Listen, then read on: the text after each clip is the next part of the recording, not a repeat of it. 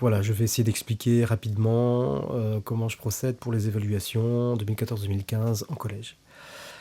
Alors, pour ça, donc évidemment, je suis parti des programmes du collège.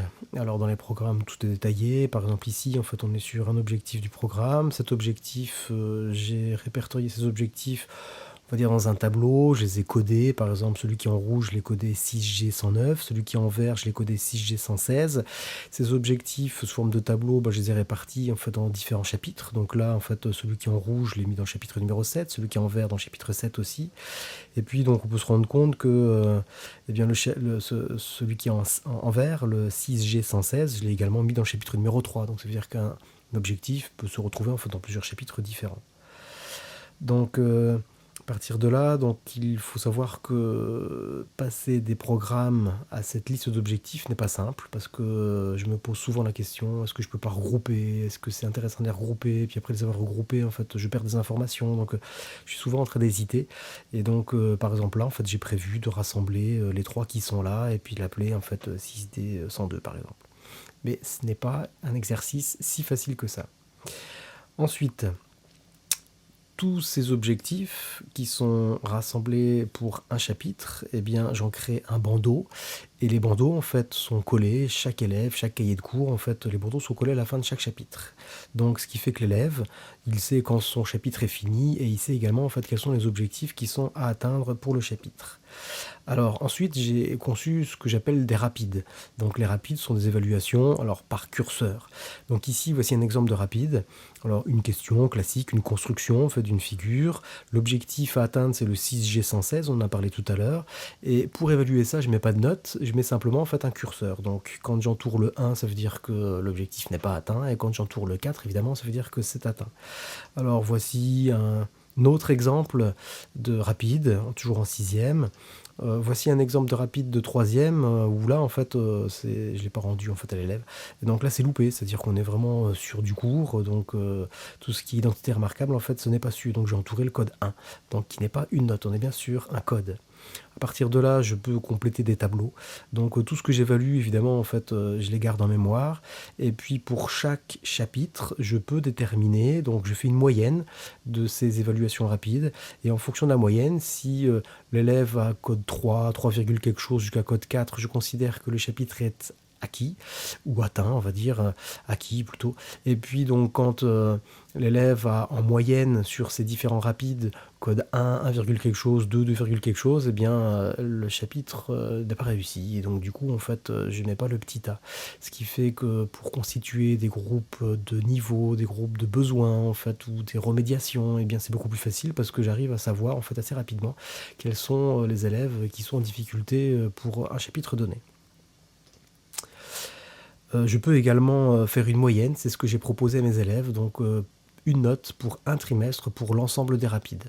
Et donc dans certaines classes, en fait les plus petites, j'ai bien précisé que c'était uniquement la note comptée que si en fait elle remontait la moyenne.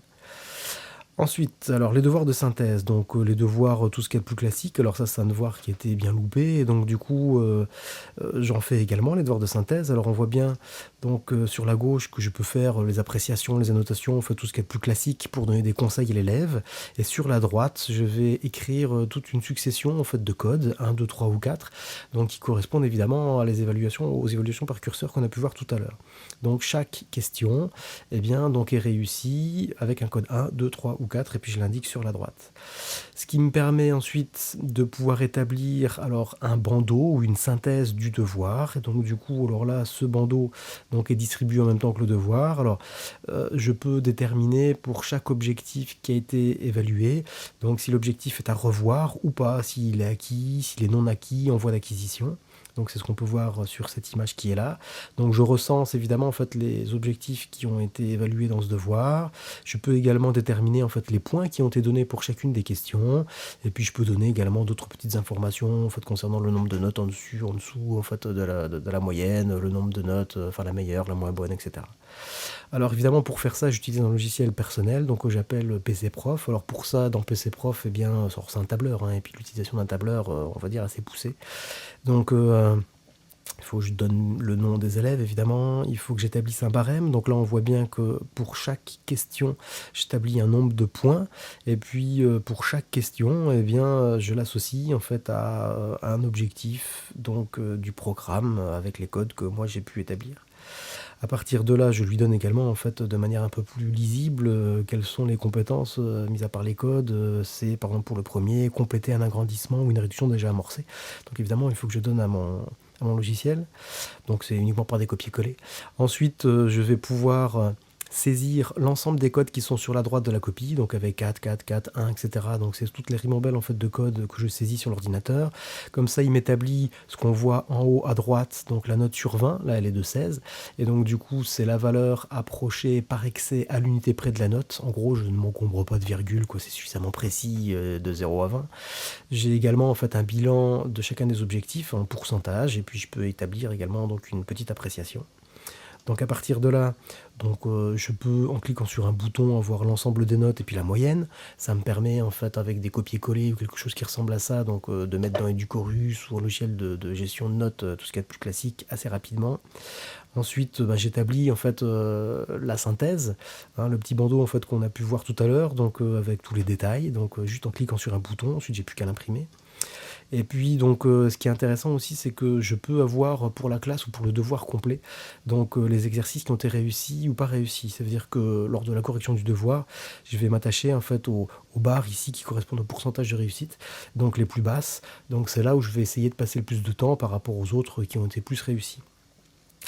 Ensuite, je peux avoir également pour chacun des objectifs que j'avais sélectionnés pour le devoir, eh bien, le pourcentage de réussite de la classe. Donc, quitte à faire une remédiation, eh bien, autant que ce soit quelque chose en fait d'utile. Et donc, du coup, sur des objectifs qu'ont loupé les élèves. Et puis, donc, il y a également la répartition des notes ici que je peux avoir de manière graphique. Tout ça, c'est en cliquant juste sur un bouton, évidemment. Alors, entretien avec les parents, donc la communication avec les parents. Alors, je peux établir avec mon logiciel donc l'ensemble des objectifs qui ont été évalués, donc jusqu'à l'entretien. Et donc là, je les ai classés en fait du meilleur au moins bon, ce qui fait que je peux dire aux parents en fait que bien ça sert à rien de s'attacher en fait à retravailler en fait les objectifs du haut de ce bandeau. Et donc on va repartir du bas. Et donc en retravaillant en fait, je pense qu'on est plus efficace. Alors l'élève peut avoir 0% de réussite pour un objectif, soit parce qu'il n'a pas eu le temps de le traiter, mais c'est simplement en fait quitte à retravailler, ben, autant retravailler en fait des objectifs qui n'ont pas été réussis lors d'un devoir, quoi. Même si ils peuvent être compris, mais c'est encore un autre débat ça. Ensuite, lors des réunions parents-professeurs ou lors des rencontres, je m'attache à ne pas accorder trop d'importance aux notes.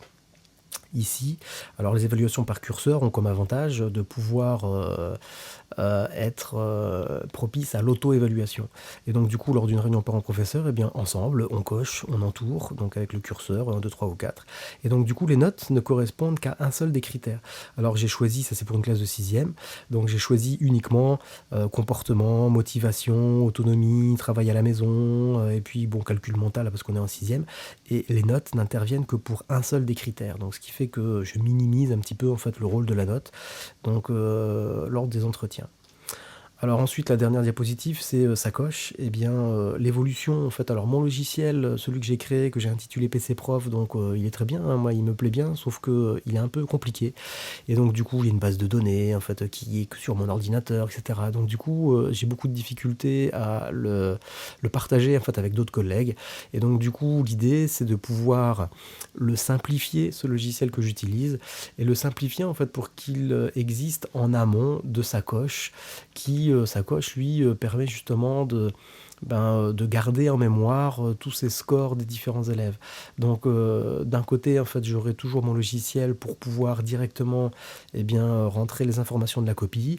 Ensuite il digère ces informations là, en fait une synthèse et la synthèse en fait eh bien, je l'envoie dans Sacoche qui refera encore d'autres synthèses, permettra de trier, etc. quoi. Voilà en gros l'évolution. Donc c'est ce que j'essaye de faire en ce moment et je pense que ce sera finalisé d'ici la fin de l'année scolaire. Voilà.